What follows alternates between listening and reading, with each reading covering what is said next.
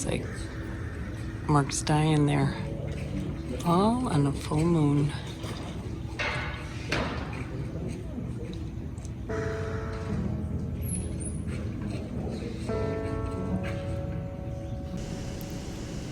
A place like this is the type of place that you want to stay a number of weeks or possibly a month during the tourist season that we're in right now.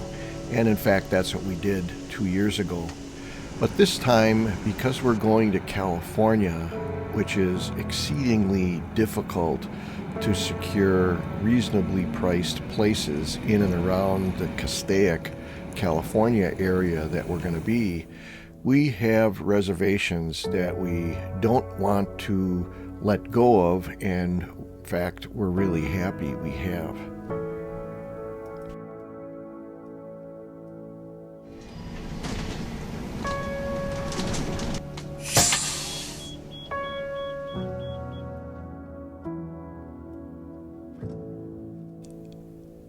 If it wasn't for COVID, I'm certain that even as early as it is in the season, this place would have been a lot more packed with rigs. And then by the time the real snowbird season kicks in, it would probably be full. In the distance there is very manageable mountains to walk around on. There were some trails that we did back there. That's in one of the videos when I talked about the Kim Nickel Trail. It was actually back there. This section that we're in, I believe, is the newest section of this RV park. And you can kind of tell that because the sites are bigger and not so close together.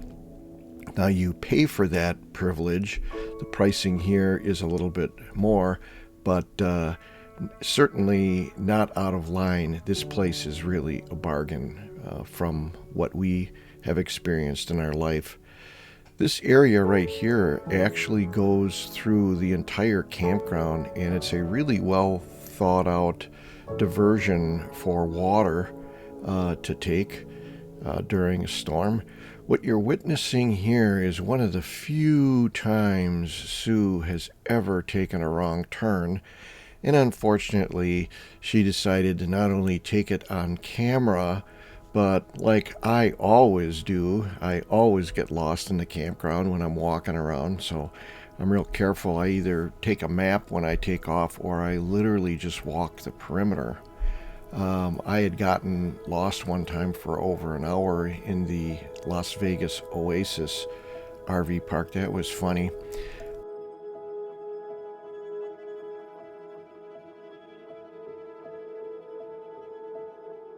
So, we're connected by our walkie-talkies, so the minute she realized she made a wrong turn, she talked back to me and said, "Hey, Mark, stop. I should have turned there." And so she didn't take me down somewhere where I'd have difficulty turning around. On the left here, that's the rec center that I talked about, really active in normal times.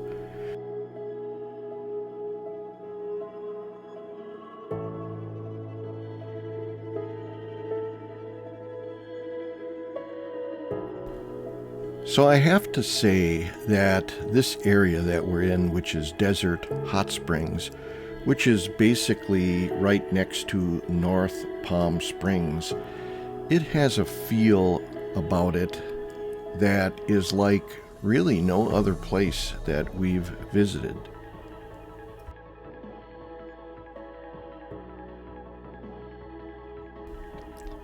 So you're like, "Okay, Mark, big deal. What's so special about it?" Well, I don't have to remind you how beautiful it looks. I mean, we're in an RV park right now, and it looks like this, and you look at the mountains in the distance.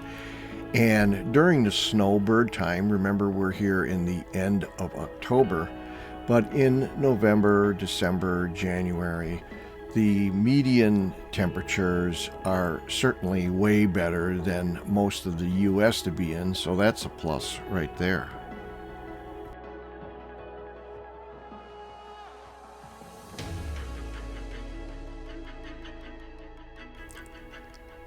Staying at the Catalina Spa RV Resort in Desert Hot Springs allows you to be close to all of the Palm Springs action and not have to pay basically the Indio Cathedral City Palm Desert type pricing in the neighborhood of $3,000 a month. It just adds a half-hour-ish ride to wherever you're going, and if you're a first-time visitor here, you want to ride around and see this stuff anyways, so who cares if you're a little bit out of the way.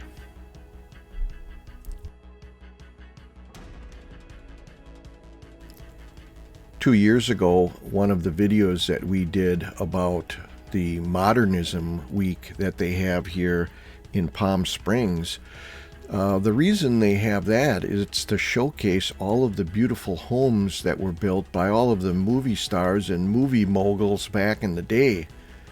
Apparently there was some rule that required them to live within a certain mile radius of the Los Angeles movie business area, and this was literally within miles, about as far as they could get away from Hollywood.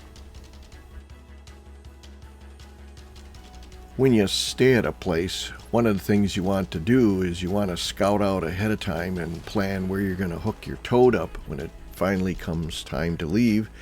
And this is the place that we decided to do it, right outside the entrance. It's normally not like that, but this turned out really good for us.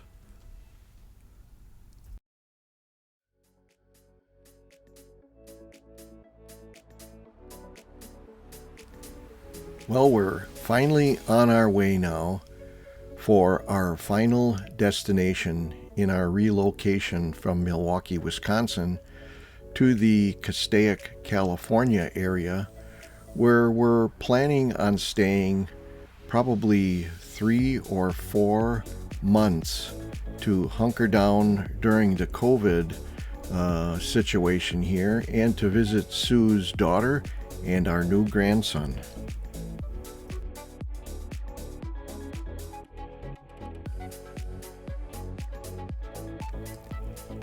What's really going to be fun is it just turned out that we are literally going to be driving by the freeway where Sue's daughter is staying, and she lives in a high-rise, so if everything works out for us, we're planning on communicating with her so she can videotape us as we drive by.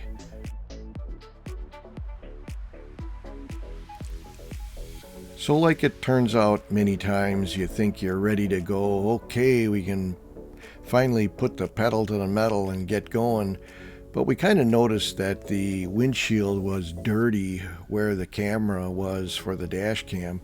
So we pulled over and Sue went out there and fixed up the windshield. You can see it's a lot cleaner now. We relocated the camera and now we have better video for everybody involved.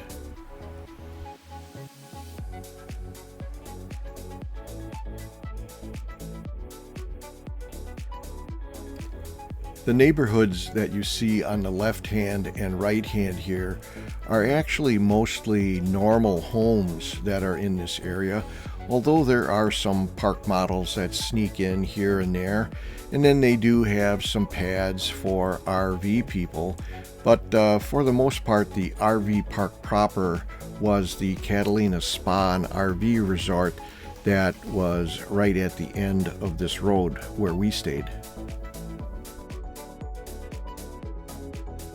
If you were to turn right here rather than left, there was a couple more RV parks that were down that way. So if you look at a map, you can also check that out.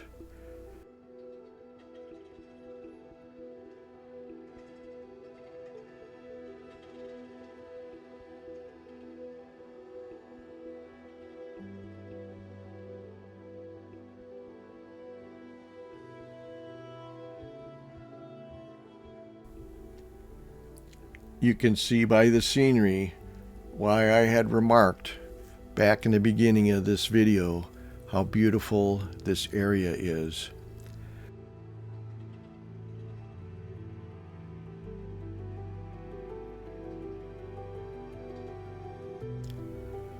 This is the roadway we'd have to take every time we would go into Palm Springs or down in the Coachella Valley area to visit anything. And this is typical of the way the traffic was. So you can see what an easy drive it really is when you come from the Catalina Spa to go wherever you're going.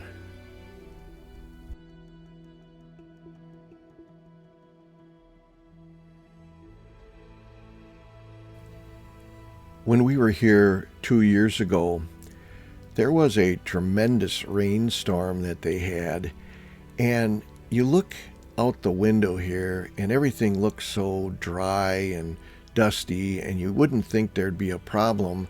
But if you think about it, there's no sewer system to be able to take all the water away from the roadways. And when it gets to a certain point and it's rained for a certain amount of time, all of a sudden these roads turn into rivers. So one of the cool things that we saw, not cool for the residents, but cool for us to see, was that after a rainstorm, we saw they had snow plows that had to come in and snow plow the roads in certain sections where the mud had just taken over and washed over an entire area.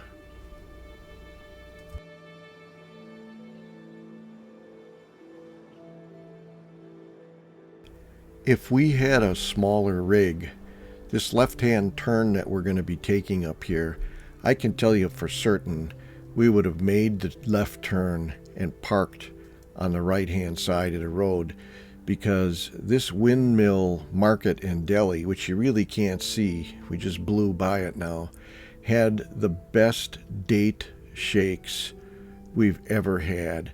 And I don't know what it is, but we haven't been able to find one that's as tasty as those were. So let's get on the freeway and let's crank out some miles.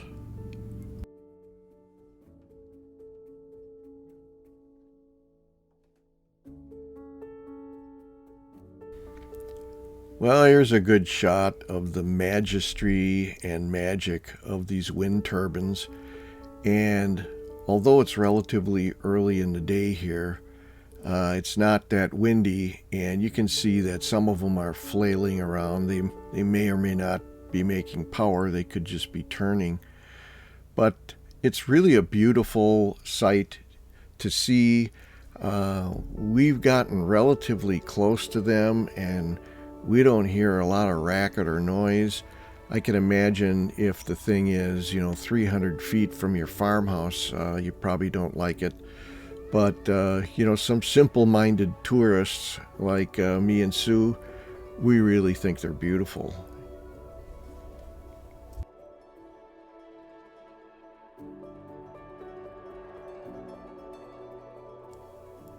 Everyone that you talk to that drives a big rig has their preferred style. Let me tell you what mine is. I prefer to drive in the right lane, and that's because I'm typically going slower than most of traffic. And particularly in California, that's the case because the speed limit for trucks is 55 miles an hour max. But even if the speed limit was higher, I typically keep between 60 and 65. I feel safer. I'm in much more control. I don't have any wiggle woggle on what's happening, and it's just my preferred speed. Some folks actually like to drive in the middle lane where I'm driving right now because they don't have to deal with the on and off traffic. And that's certainly a good argument. But I have found that it doesn't seem to be a good trade-off for me, because then I'm watching not only my left mirror, but I gotta stare and watch my right mirror all the time. So I'm okay with the on-ramps and exit ramp issue. I have found that if I always stay about 5 miles an hour under what the prevailing traffic is, that people will always be ascending away from me, and trying to compete with them with 50,000 pounds and 65 feet of machinery just is not fun.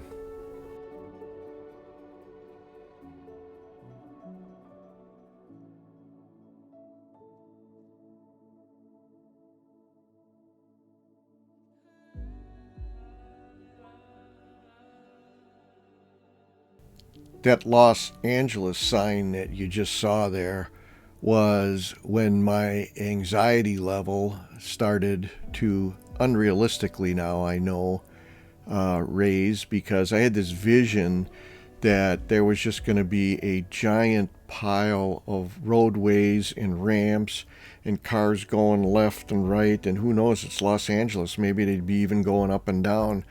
So right after I saw that sign, when I saw this interchange coming up, I was thinking, oh my God, is this what I'm going to have to deal with for the next, I don't know, 80 or 100 miles?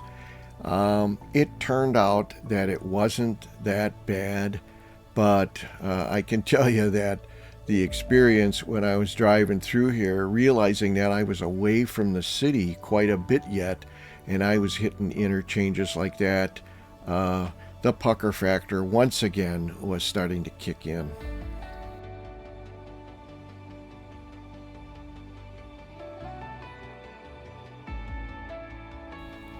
I'm fortunate in that Sue and I communicate really well on our navigating, and we make kind of a game of it, and we have certain terminology we use for certain things so that we've eliminated a lot of the guessing game.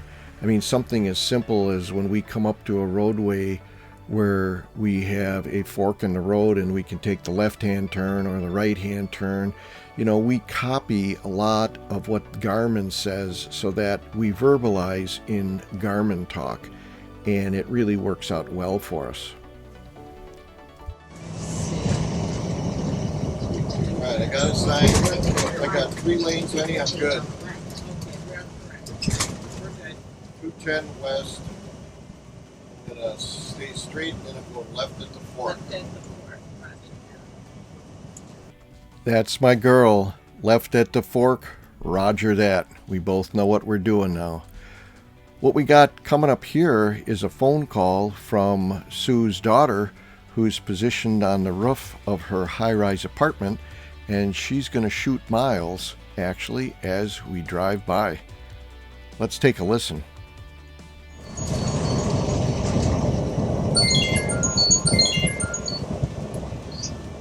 Oh my gosh, hey, we'll be passing you guys in about 15 minutes. Okay, is Chad home? Is Chad home? Yeah, Chad's here.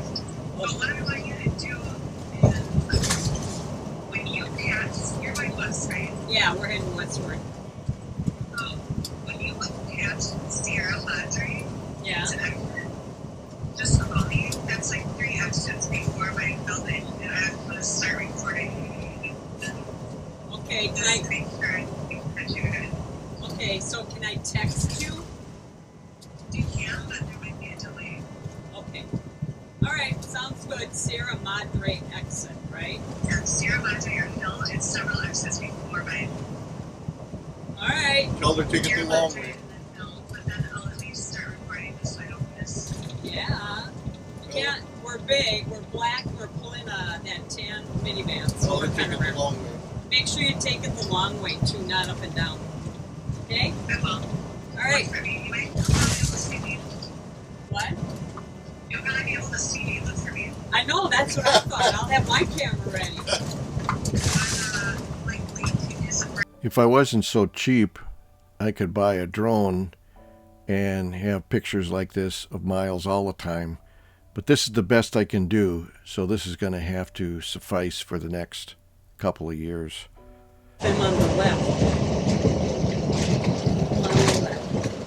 In a quarter mile, take exit 25B towards Fair Oaks Avenue. No, they go upstairs.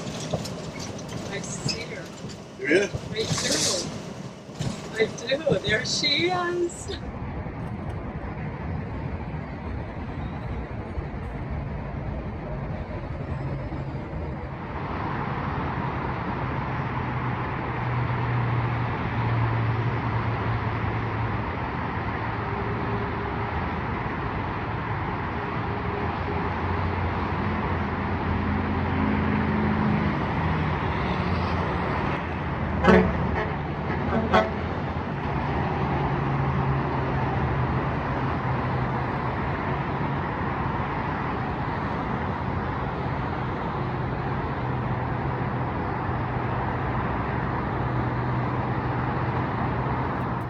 Oh my God, I can hardly contain myself. The excitement was so great. I hope you guys appreciated that. So we're about 45 minutes now away from the RV park that we're going to be staying at for about 4 months. And we're actually driving now further away from the LA suburbs proper. So you can see that my anxiety about being in plugged up LA traffic was unfounded. So we're getting off the freeway finally, and we're going to be shooting down to the RV park that we're going to be staying at for about 4 months or so. You never know how long your RV career is going to be in a full-time basis, and I'm thinking that we're going to revert to part-time at some time in the future. We don't know when that is, but it's always nice to get footage of what your rig looks like and what it's like to drive it. We really lucked out. Check this out.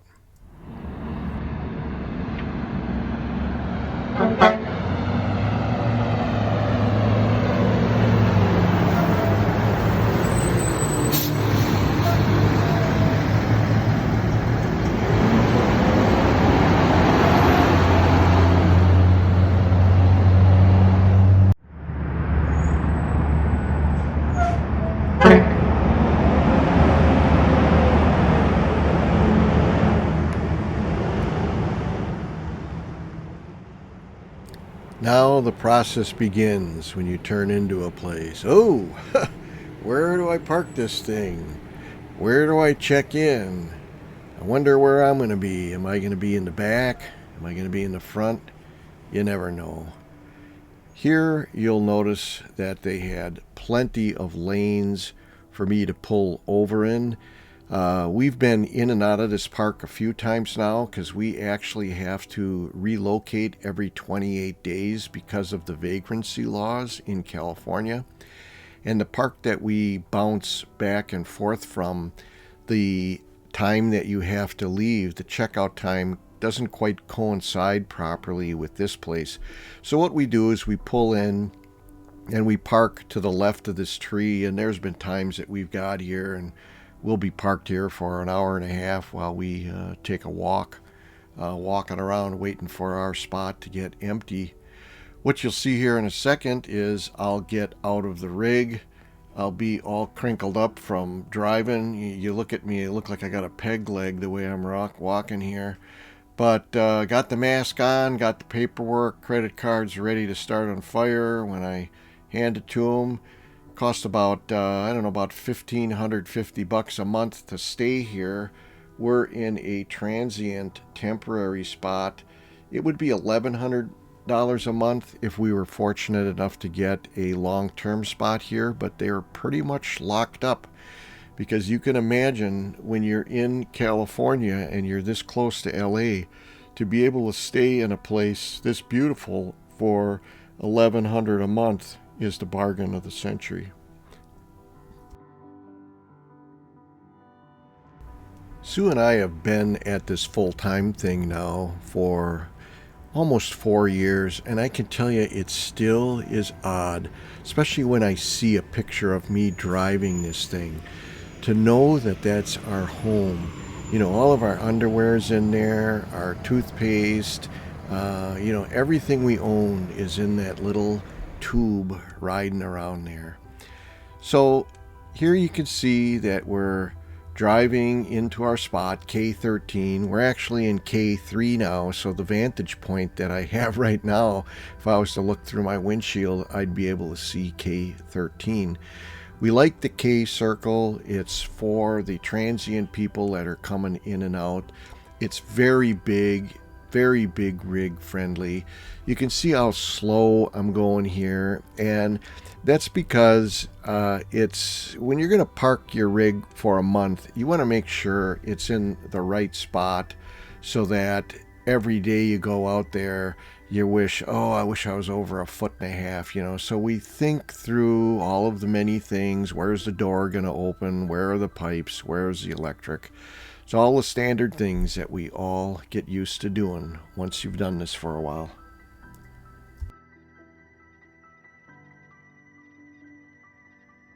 Sue and I would like to thank each and every one of you who subscribe to our channel, or for that matter, just drop in now and then. And for those that help support the channel through our Amazon affiliate link. If you liked what you saw this week, give us a thumbs up, and rest assured, we got plenty of other things we're working on, and we look forward to spending some time with you again next week. See you later.